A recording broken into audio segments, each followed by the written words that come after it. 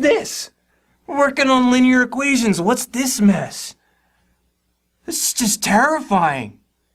I mean, you know, when I was a little kid, I had this strategy for dealing with scary stuff. Maybe it'll work here. You know, as a little kid, I just close my eyes and the scary stuff would be gone. Let's try that here. Didn't work. Didn't work. It's still there.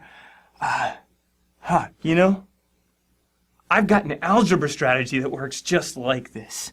It works just like closing your eyes and making the scary stuff go away.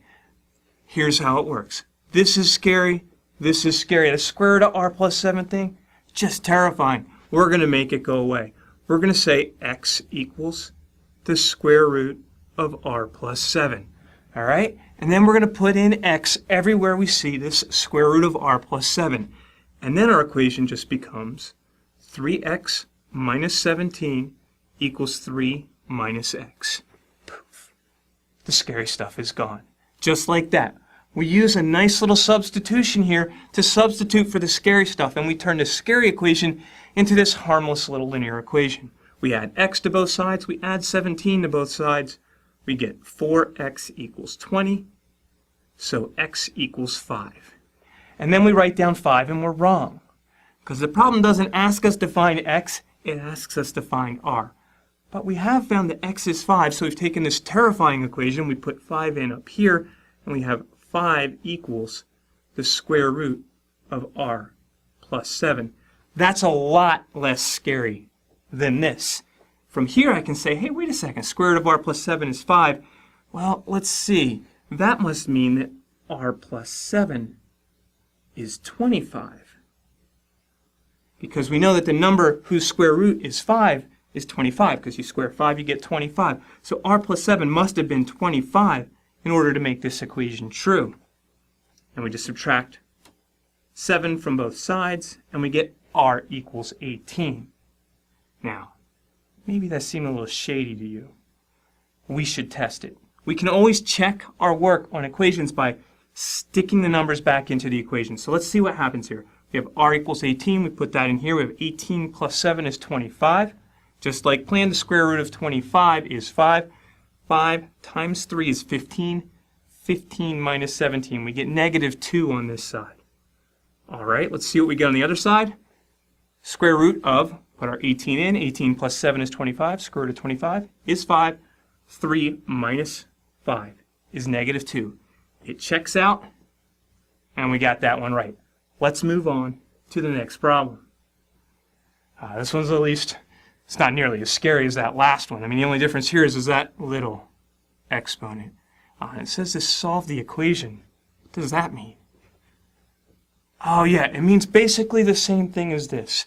Here we wanted to find all values of r that satisfy this. That's exactly what this means, except we're looking for t. Solve the equation means find all values of t that satisfy this equation. Now, maybe that t squared scares you, like that square root of r plus 7. It doesn't look quite as scary, but if it scares you, we know how to make the scary thing go away. We'll assign a variable to the scary thing, and now we can write the equation as just 4 times 40 minus y equals 13 minus y. Now I can expand this product on the left. 4 times 40 is 160 minus 4 times y equals 13 minus y. And now we can add 4y to both sides, subtract the 13 from both sides, we get 147 equals 3y. Divide both sides by 3. Y is 49. Now, of course, we're not looking for y. We're looking for t. Solve the equation doesn't mean find the values of y. There's no y up there. We need t. Y equals 49. That means t squared equals 49. So now you write down 7, and you're not completely correct. Solve the equation means we have to find all values of t that work. 7 works, but so does negative 7. Both of these values satisfy this equation.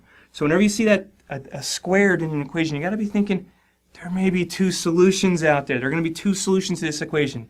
And you might be thinking I'm trying to trick you. You might be right.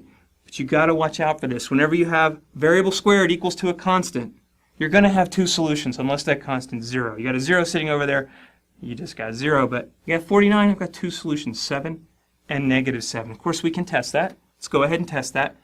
Whichever one we put in here, 7 or negative 7, when we square it, we get 49. 40 minus 49 is negative 9, times 4 is negative 36. Over here we have 13 minus, whichever one of these we put in here, when we square it, we're going to get 49.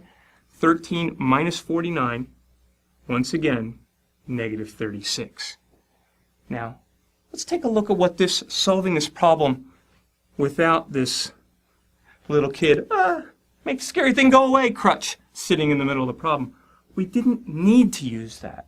Once you get comfortable with these sorts of equations, you won't use that at all. You'll just go 4 times 40 is 160 minus 4 times t squared equals 13 minus t squared. You'll subtract the 13 from both sides. You'll add the 4t squared to both sides. You get 147 equals 4t squared minus t squared.